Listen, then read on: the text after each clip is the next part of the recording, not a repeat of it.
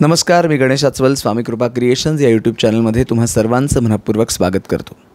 मित्रांनो, मराठी रंगभूमी हा प्रत्येकाच्या जिव्हाळ्याचा विषय आणि जर आपल्या सर्वांचं लाडकं व्यक्तिमत्व पु ल देशपांडे यांचं नाटक पुन्हा एकदा रंगभूमीवर येत असेल आणि त्यात जर आपल्याला काम करायला मिळत असेल तर तो दुग्ध शर्करा योग म्हणायला हवा.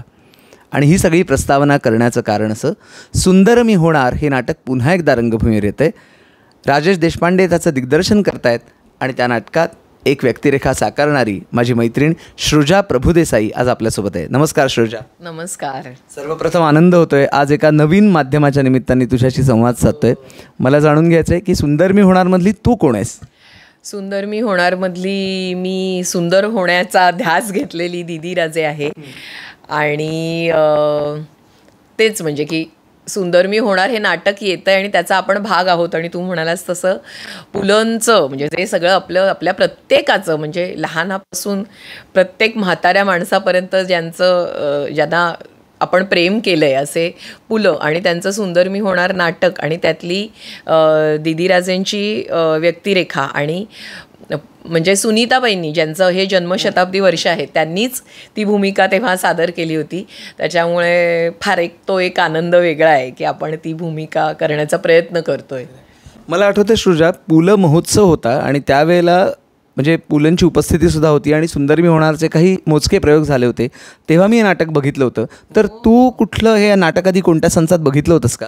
मी बघितलं होतं, पण मी म्हणजे वंदनाताई, डॉक्टर श्रीराम लागू यांच्या संचातलं सुयोगने आणलेलं विजय केंकरेंनी दिग्दर्शित केलेलं ते नाटक मी बघितलं होतं. पण मी अगदीच म्हणजे 11वीत वगैरे होते, म्हणजे तुला तर लक्षात असेल की आपण तेव्हा सेम हां, तर त्याच्यामुळे तेव्हा मी बघितलं होतं. तेव्हाही असं छान वाटलं होतं, म्हणजे एक वेगळा काळ, आपल्याला तो काळ जाणवणं, आपण त्या ह्याच्यात असतो ना की ह्याच्यात असं अशा प्रकारे असं, तर ते पुन्हा आपण म्हणजे असं वाटलंही नव्हतं की आपण पण कधीतरी ही भूमिका करू आणि ती साकारायला मिळते. मुख्य म्हणजे दिग्दर्शक राजेश देशपांडे याच्यासोबत तू आणखीनही काही प्रोजेक्टमध्ये काम केलंस, तर त्याबद्दल.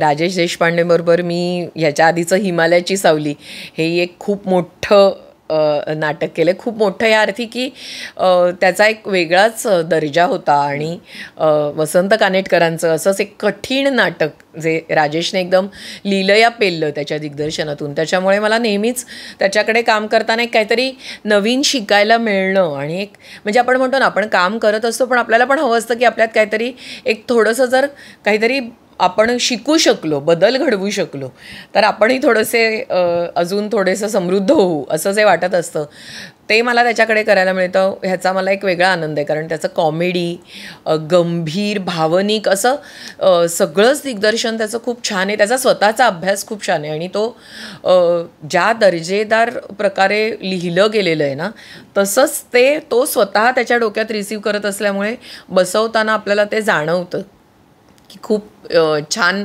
अभ्यासपूर्वक तो बसवतोय. तुमच्या नवीन संचामध्ये सुद्धा विद्याधर जोशी आहेत, अभिजित चव्हाण आहे, अमोल बावडेकर आहेत. या सगळ्या कलाकारांबरोबर काम करताना काय वाटतं? खूप मस्त वाटतं. म्हणजे एक मुळात तुम्हाला असं ना की असं माझ्या नाटकाची टीम छान असावी तर ते सगळं छान जुळून येतं. म्हणजे कुठल्याही कलेत असंच असतं की जी म्हणजे टीमवर्क आपण का म्हणतो की तुम्ही फक्त छान करून ते नाही होणार. म्हणजे ते दुसऱ्यानेही तुम्हाला चांगल्या प्रकारे रिॲक्ट करायला पाहिजे, दुसऱ्यानेही ते रिसीव्ह करायला पाहिजे जर तुम्ही काही सादर करताय तर.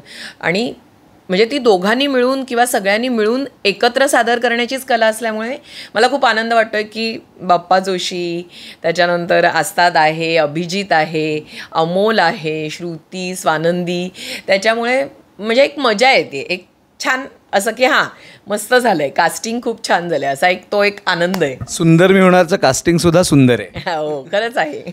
तर प्रेक्षकांना सांग की नाटकाला प्रतिसाद. हो, नमस्कार. मी तुम्हाला सगळ्यांना आग्रहाचं आमंत्रण देते की आणि स्वामी कृपा या यूट्यूब चॅनलतर्फे मी हे सगळ्यांना सांगू इच्छिते की नक्की आग्रहाचं आमंत्रण आहे तुम्हाला की 12 तारखेला आमचा शुभारंभाचा प्रयोग आहे आणि तिथून आमचं सुंदर मी होणार हे नाटक सुरू होतं आहे.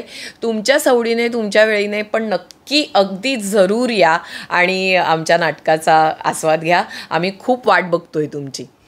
आपण प्रेक्षकांना सुद्धा सांगूया की पुलंचं नाटक आहे. पुन्हा एकदा पुलंच्या नाटकाचा आनंद अनुभवा.